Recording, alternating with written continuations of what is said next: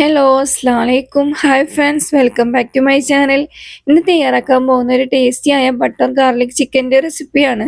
അതിന് വേണ്ടി ഇൻഗ്രീഡിയൻറ്റ് എന്തെല്ലാം നോക്കാം. Chicken 800 gram. ഇത് നല്ലോണം കഴുകി ഞാൻ കട്ട് ചെയ്തെടുത്തതാണ്. എല്ലുള്ള ചിക്കനാണ് ഞാൻ എടുത്തിട്ടുള്ളത്. എല്ലില്ലാത്തത് എടുക്കാം.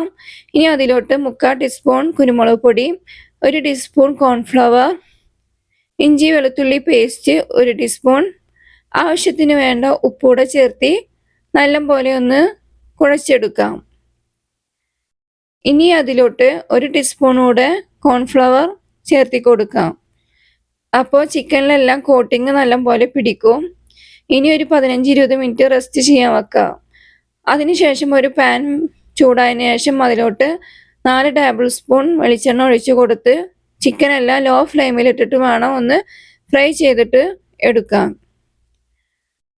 ഇപ്പോൾ 5 മിനിറ്റ് കഴിഞ്ഞതിന് ശേഷം തുറന്ന് നോക്കി. അപ്പോൾ ചിക്കൻ എല്ലാം ഒന്ന് മറിച്ചിട്ട് കൊടുക്കുക. ഒരു സൈഡെല്ലാം ഇപ്പോൾ റെഡി ആയി കിട്ടി. അതുപോലെ തന്നെ ഇനി അപ്പുറവും ഒരു 5 മിനിറ്റ് ലോ ഫ്ലെയിമിൽ ഇട്ടിട്ട് വേണം ഫ്രൈ ചെയ്തിട്ട് എടുക്കാം. കൂടുതൽ ഫ്രൈ ആവേണ്ട ആവശ്യമില്ല. എന്നാൽ ഉള്ളെല്ലാം നല്ല വേവേണ്ട രീതിയിൽ വേണം ഫ്രൈ ചെയ്തെടുക്കുക.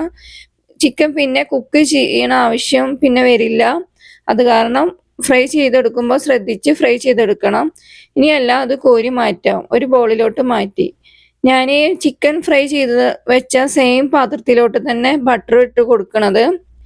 ചിക്കൻ ഫ്രൈ ചെയ്ത് വെച്ച ഓയിൽ ഇനി വേണ്ട. ബട്ടർ ഇട്ട് കൊടുക്കുമ്പോൾ ലോ ഫ്ലെയിമിൽ ഇട്ടിട്ട് വേണം ബട്ടർ മെൽറ്റ് ചെയ്ത് എടുക്കാൻ. ഇനി അതിലോട്ട് ഒരു 8 വെളുത്തുള്ളി ചെറുതായി കട്ട് ചെയ്തത് ചേർത്തി കൊടുത്തു. ഞാൻ വലിയ വെളുത്തുള്ളിയാണ് ചേർത്തിയത്. നിങ്ങളടുത്ത് ചെറുതാണെങ്കിൽ ഒരു 15 എണ്ണം ചേർത്തിക്കോളൂ. ഇനി അതിലോട്ട് പച്ചമുളക് 3 എണ്ണം ചെറുതായി കട്ട് ചെയ്തത് ഇട്ട് കൊടുത്തു. അതും ഒന്ന് നല്ലപോലെ ഒന്ന് മിക്സ് ചെയ്തിട്ട് കൊടുക്കാം. ഇപ്പോൾ വെളുത്തുള്ളിൻ്റെ കളർ ചേഞ്ചായി. ഇനി അതിലോട്ട് സ്പ്രിംഗ് ഓണിയൻ ചേർത്തി കൊടുക്കാം. സ്പ്രിംഗ് ഓണിയൻ വിട്ടു പോകരുത്. ഇതാണ് നല്ല ടേസ്റ്റ് തരുന്നതാണ്. ഇതിലോട്ട് സ്പ്രിംഗ് ഓണിയൻ ഇല്ലെങ്കിൽ മാത്രം മല്ലിയില ചേർത്തി കൊടുക്കാം. സ്പ്രിംഗ് ഓണിയൻ ആണെങ്കിൽ ഒന്നുകൂടെ ടേസ്റ്റി ആവും.